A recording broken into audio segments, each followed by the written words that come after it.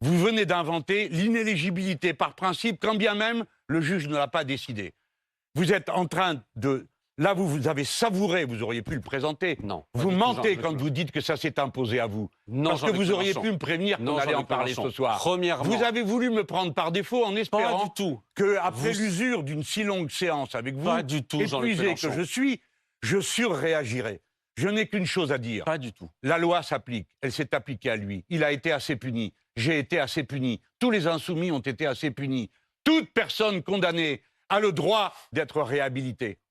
D'accord ? Tout le monde y a droit.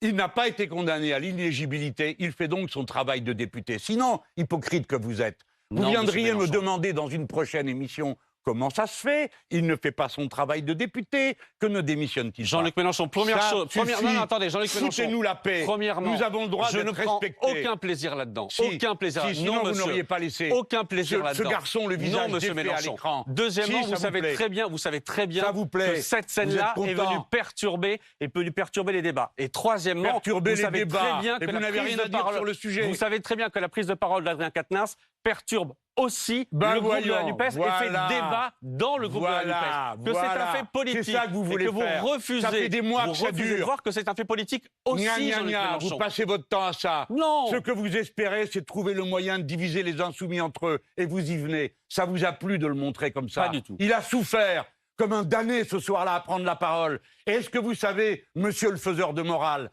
que deux personnes sont intervenues?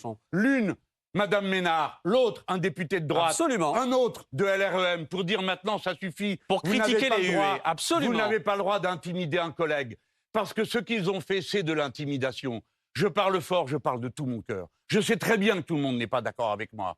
Mais moi, je ne changerai pas de principe pour faire plaisir à je ne sais quelle opinion fugace, qui méprise les principes de la République.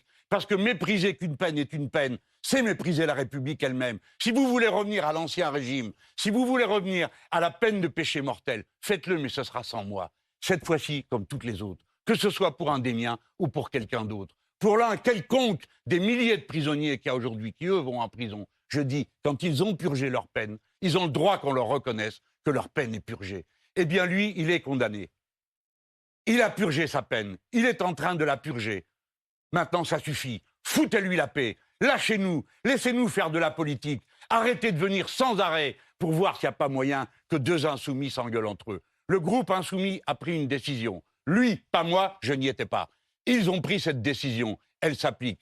Le mouvement insoumis, en 4 jours, à la demande d'Adrien Quatennens, a cessé d'être le coordinateur. Qu'est-ce que vous voulez de plus? Il a donné une gifle, il l'a reconnu. Vous savez ce que vous êtes en train d'inventer? Autrefois, on disait, faute avouée, à demi pardonné. Maintenant, faute avouée, jamais pardonné.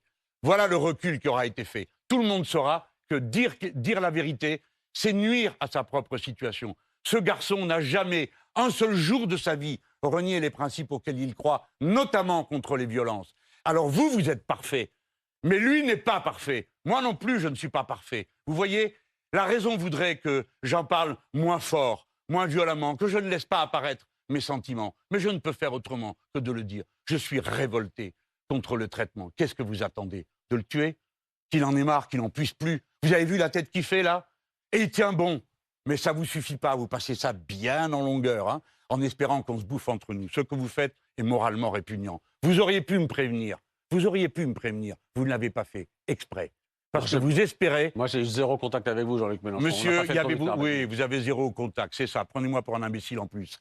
Donc, vous auriez pu me prévenir pour que je réfléchisse à vous dire comment, au bout de 2 heures de débat sur les retraites, j'allais intervenir. Hein? Non, vous ne l'avez pas fait. Parce qu'il y a chez vous une jouissance sadique à voir des gens souffrir. Non, vous monsieur, aimez ça? Non, monsieur Mélenchon. Si, monsieur. Pas sinon, vous auriez fait une tout. séquence plus brève. Pas du tout, monsieur. Alors, je vous reconnais tel que vous êtes. Pour faire du buzz, vous êtes prêt à n'importe quoi. Non, monsieur. Et la scène que nous venons de vivre, je suppose, sera le moment clé d'une émission que je croyais consacrée aux retraites. Je regrette de vous avoir fait confiance. Vous êtes des gens sans principe, sans foi ni loi. Pas du Allez, tout. Vous saviez très bien que c'était dans l'actualité de ce... Restez là, monsieur Mélenchon. Vous ne pouvez pas partir comme ça. Bon. Voilà, c'est la fin de cette émission.